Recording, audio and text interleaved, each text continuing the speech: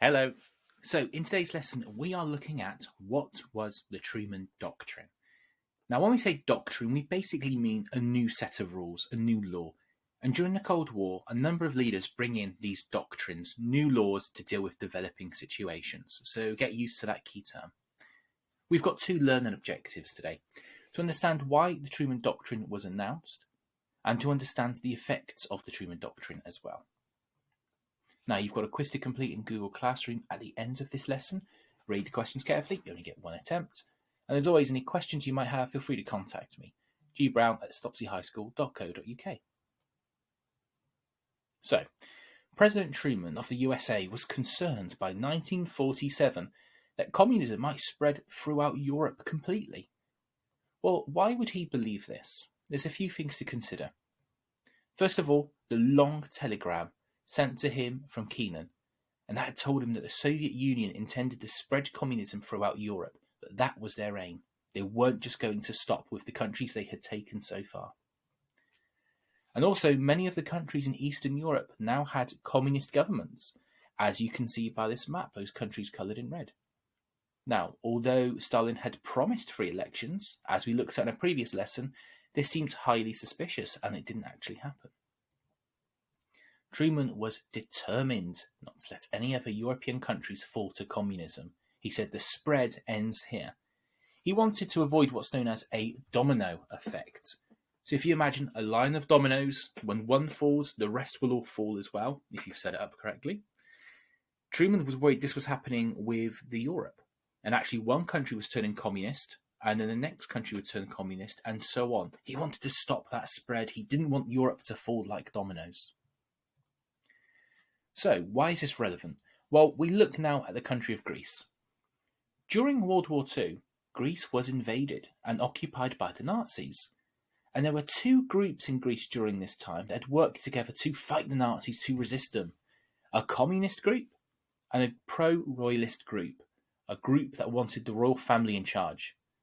Now, as you can imagine, those are two opposites. Communism, everyone's equal, and the royalists believing in the royal family, a family above everyone.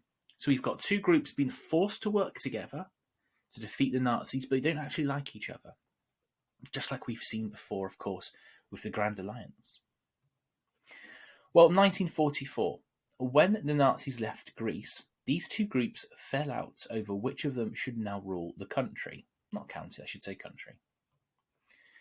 Britain restored the Greek monarchy and put down a communist rebellion. So Britain got involved. They said, no, the Greek royal family is going to take to the throne again. Communists, go away. Britain sent 40,000 troops to Greece and gave them money to support the pro-royalists against the communists. But this wasn't enough. And in 1946, the communists again tried to take power in Greece. And 1947, Britain said to the USA, we cannot afford to keep supporting Greece. We've got to focus on our own country. We've got our own financial problems. We cannot send any more help to Greece. And it looked like the Greek communists were going to win. It looked like they were going to take over Greece. Another country would turn communist. You can see that spread of red on the map there. We've got Greece down below. So it looked like another country would fall. Another domino would go down. Truman couldn't allow this to happen.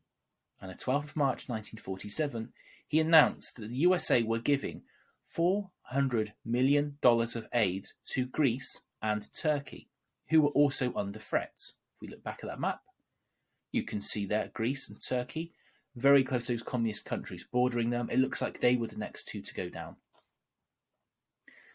America would also send over civilian aid and military aid to the region. Now, why is this so surprising that America would do this? Well, you've got to understand that America had something called a policy of isolationism for many years. And what that basically means is staying apart, staying out of incidents, not getting involved in the affairs of other countries. Now, this policy was followed after World War I, where America basically said, Europe can do what it wants, we're not getting involved with this. We're not getting involved with World War II. And if you remember at the start of World War II, America doesn't get involved for a number of years. It only abandoned this policy after Japan attacked Pearl Harbor during World War II. However, when the war ended in 1945, many Americans hoped the USA would return to isolationism, focusing on itself, ignoring other countries. But this couldn't happen with communism spreading throughout Europe. So Truman announced his doctrine. But whilst announcing the aid for Greece and Turkey, Truman also gave a speech showing the difference between Western democracy and communism. So Truman was telling the world that there were two different camps. He said every nation must choose between these different ways of life. The capitalist countries in blue, the communist countries in red. Ignore the others. He said the capitalism is democracy. It offers majority rule, so the majority of people decide who should rule the country, and freedom from political oppression. Politics aren't forced on people, there's a voting system. He said compare that to the countries in red, the communist countries. The will of the minority to be forced upon the majority. And what that basically means is, well, only a few people in each of these countries in red here want communism. It's been forced on them by a small number of people. Most people didn't want communism. A small number of people did, and they forced it on them. Truman said, this isn't fair. This isn't democracy. Truman said communism should not be allowed to grow, and the USA would send troops and economical aid to those trying to resist communism. Now, he never mentions Stalin by name. He never mentions the USSR by name, but it's obviously targeted at them. USA were limiting the spread of communism, and they didn't want this communism to spread to other countries.